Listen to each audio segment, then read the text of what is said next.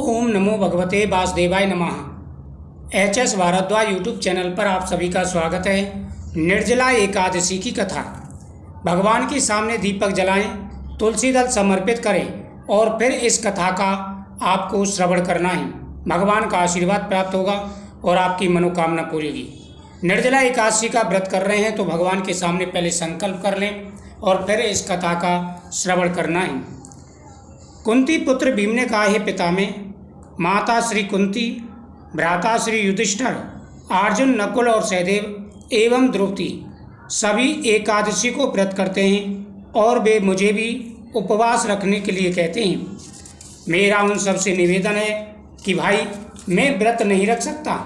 मैं सब कुछ कर सकता हूँ, लेकिन व्रत मुझसे नहीं रखा जाता। भक्ति भाव से ईश्वर का पूजन कर सकता हूँ, दान दे सकता हूँ और साथ ही साथ मैं मंत्र जाप भी कर सकता हूँ, परंतु उपवास नहीं रख सकता। यह सुनकर वेद व्यास जी बोले, हे पुत्र भीम, नरक और स्वर्ग का भेद जानते हुए तुम्हें प्रत्येक माह की दोनों एकादशियों का उपवास अवश्य करना चाहिए। क्योंकि अगर आप स्वर्ग जाना चाहते हो, नरक से बचना चाहते हो, तो सभी को एकादशी का व्रत अवश्य करना चाहिए। एकादशी के व्रत में नियमों का पालन करना बहुत ही जरूरी है। इस दिन आपको झूठ नहीं बोलना है, किसी से लड़ाई झगड़ा ना करें, घर में चावल और तामसिक भोजन नहीं बनने चाहिए। एकादशी के दिन पवित्रता रखें, मन और तन दोनों को पवित्र रखें। इससे जीवन में आपके में खुशियाँ आएंगी। निर्जला एकादशी का दिन सबसे बड़ा दिन होता है। नरक इस दिन नियम के साथ में कथा का श्रवण करें, तुम्हें प्रत्येक और साथ ही साथ नियमों का ध्यान रखें। अवश्य रखना चाहिए। अगर निर्जल व्रत रख सके तो निर्जल व्रत रखें। फलाहार का रखना चाहें तो पहले ही कह चुका हूँ कि मेरे इस कथा का श्रवण वास है। इसके लिए प्रत्येक मनोकामना पूरी। निरंतर भोजन एकादशी 25 तारीख की रहने वाली है। भोजन के 25 जून की एकादशी रह सकता और साथ ही साथ से अधिक पूरे वर्ष में दान पुण्य केवल एक दिन का उपवास अवश्य कर सकता हूं। आपकी प्रत्येक मनोकामना पूरी होगी। मेरा आपसे अनुरोध है, बहुत बड़े मुझे ऐसा एकादशी का ये पर्व पड़ रहा है जो मैं कर सकूं और आपकी हर मनोकामना पूरी होगी। और इस कथा का श्रवण जरूर करें। कोई ऐसा व्रत बताइए जिसे मैं महीने में ना करके मात्र साल में करूं और सभी एकादशियों का मुझे फल प्राप्त हो। हे पिता में, मैं आपके पास आया हूँ, कृपया करके आप मुझे कोई ऐसा साधारण सा उपाय या व्रत बताइए।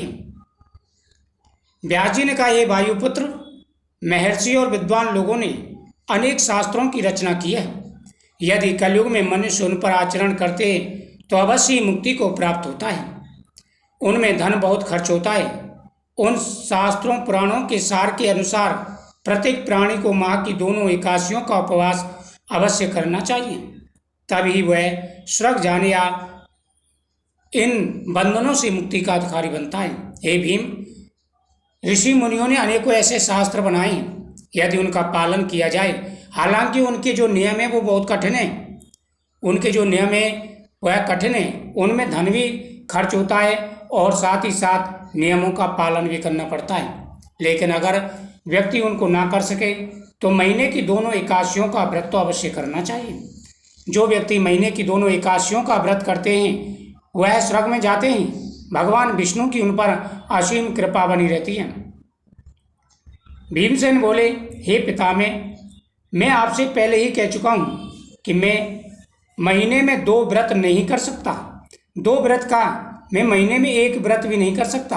हाँ, अगर साल में कोई ऐसा व्रत हो जिसके करने से संपूर्ण फल मिले तो आप बताइए। पिता में व्यास जी ने फिर कहा, हे भीम, कृष्ण और मिथुन संक्रांति के बीच में ज्येष्ठ माह के शुक्ल पक्ष में आने वाली एकादशी को निर्जला एकादशी कहते हैं। उसका उपवास बहुत कठिन है लेकिन उत्तम भी है। इस उपवास के मध्य स्नान और आचमन में जल लेना मना नहीं है। आचमन के लिए 6 माह से जल लिया जा सकता है। यह शरीर को शुद्ध कर देता है। आचमन में 6 माह से अधिक जल शराब पीने के समान पाप में हो जाता है। उस दिन भोजन ना लें, इससे भी उपवास की पवित्रता नष्ट हो जाती है। सूर्य निकलने से सूर्य अस्त होने तक जल न लेने से 12 एकादशियाँ शुक्ल पक्ष की और 12 एकादशियाँ कृष्ण पक्ष की यानी 24 एकादशियों का फल प्राप्त होता है। द्वादशी के दिन सूर्य निकलने से पहले उठकर उस ब्राह्मण को भोजन दें जो भूखा हो। उसके पश्चात स्वयं भी भोजन करें। वेद व्यास जी ने कहा, हे भीम, मधुसूदन ने मुझे कहा था कि इस अकेली एकादशी का महत्व सब तीर्थों और दानों के फल के बराबर होता है। हे भीम, ज्येष्ठ मास के शुक्ल पक्ष की जो एकादशी आती है उसका बड़ा महत्व है। यदि तुम उस एकादशी का व्रत रखो तो अवश्य ही तुम्हें 24 एकादशियों का फल प्राप्त होगा। स्वयं भगवान कृष्ण ने अपने मुख से यह कहा है। निर्जल उपवास करने से मरने वाले प्राणी को यमदूत के दर्शन नहीं होते, अपितु स्वयं विष्णु भगवान के दूत उसे अपने साथ विमान में बैठाकर विष्णु लोक को ले जाते हैं। अतः निर्जल एकादशी का यह व्रत संसार में सबसे श्रेष्ठ है।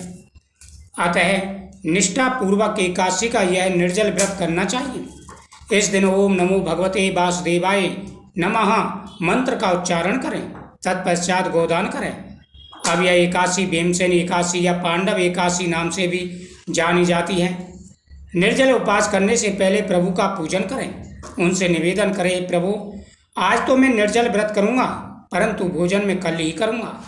मैं इस उपवास को भाव से करूंगा ताकि मेरे सारे पाप जल जाएं, नष्ट हो जाएं। इसी दिन बड़े कपड़े से ढककर स्वर्ण सहित दान करें।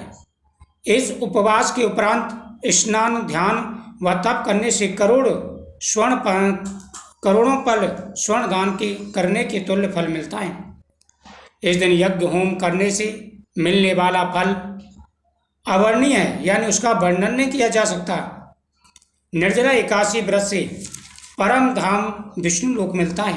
इस दिन भोजन लेने वाले मनुष्य चांडाल समझे जाते हैं और नरकगामी होते हैं।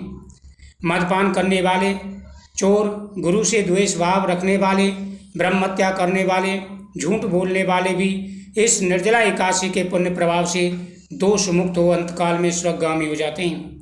वेद व्यास जी ने कहा, हे कुंती पुत्र भीम, विधि पूर्वक तथा नियम अनुसार यह निर्जला एकादशी व्रत करने वाले के लिए कुछ नियम हैं जो इस प्रकार से हैं। सर्वप्रथम विष्णु भगवान की श्रद्धा भाव से पूजा करें, तब गोदान करना चाहिए। ब्राह्मण को दान, दक्षिणा, मिष्टान आदि दें। इस उपवास करने वाले रोज छत्र, वस्त्र, अन्न तथा पान उपनाह दान में दें। अतः इस कथा का श्रद्धा भाव और प्रेम से श्रवण व पठन करने वाले को स्वर्ग की प्राप्ति हो जाती है। हे भीमसेन, तुम्हें भी पूरी श्रद्धा भाव से इसका व्रत अवश्य करना चाहिए।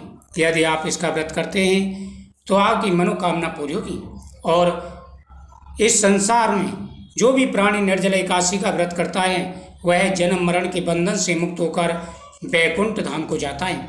ओम नमो भगवते वासुदेवाय नमः मंत्र का जाप करें, हर मनोकामना पूरी होगी और जो भी अड़चनें जीवन में आ रही हैं सारी परेशानियां दूर हो जाती हैं और सभी पापों का नाश होता है।